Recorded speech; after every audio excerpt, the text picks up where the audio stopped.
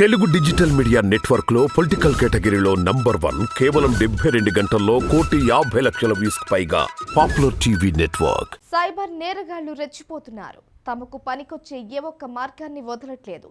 టెక్నాలజీని ఉపయోగించి జనాలను నిలువు దోపిడీ చేసేస్తున్నారు. వాట్సాప్, ఫేస్బుక్, ఇన్స్టాగ్రామ్ అనే తేడా లేకుండా సోషల్ మీడియా ప్లాట్ఫామ్స్లో ఫేక్ ప్రొఫైల్స్ క్రియేట్ చేస్తూ అమాయకుల జీవితాలు నెట్టింట అమ్మకానికి పెట్టేస్తున్నారు. అయితే ఈ ఇబ్బందులు సామాన్యులకే కాదు, సెలబ్రిటీలు, రాజకీయ నేతలతో పాటు పోలీసు ఉన్నతాధికారులకు కూడా తప్పడం లేదు. గతంలో కొంతమంది సైబర్ నేరగాళ్లు IAS, IPSల ఫోటోలు, పేర్లు వాడుకొని బెదిరించి డబ్బు దోచుకున్న ఘటనలు జరిగాయి. తాజాగా అలాంటి ఘటనే తెలంగాణ CS శాంతికుమారికి ఎదురైంది. తెలంగాణ CS శాంతికుమారి తన పేరు, ఫోటోతో పలువురికి ఫేక్ కాల్స్ చేస్తున్నారు సైబర్ మోసగాళ్లు.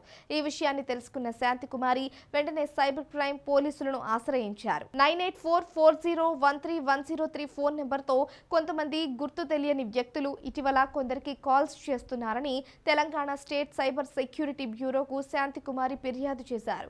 తన పేరుతో ఫేక్ కాల్స్ చేస్తున్న వారిని వెంటనే అరెస్ట్ చేసి కఠినంగా శిక్షించాలని CS శాంతికుమారి కోరారు. కేసు నమోదు చేసుకున్న TSC SB ఫేక్ కాల్స్ చేసిన వారిని కనిపెట్టే పనిలో పడ్డారు.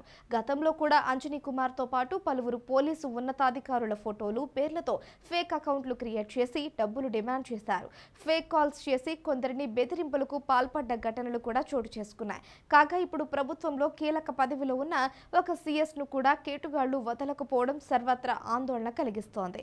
ఇలాంటి వాటిపై పోలీసులు ప్రత్యేక దృష్టి సారించాలని, ఉన్నతాధికారుల పరిస్థితే ఇలా ఉంటే ఇక సామాన్యుల పరిస్థితి ఏంటని ప్రజలు ఆందోళన వ్యక్తం చేస్తున్నారు. అయితే ఇలాంటి ఫేక్ కాల్స్ కానీ, సైబర్ నేరగాళ్ల కదలికలు కానీ గుర్తించినప్పుడు అప్రమత్తంగా ఉండి ఎలాంటి వివరాలు ఇవ్వకుండా వెంటనే తమను సంప్రదించాలని పోలీసులు సూచిస్తున్నారు.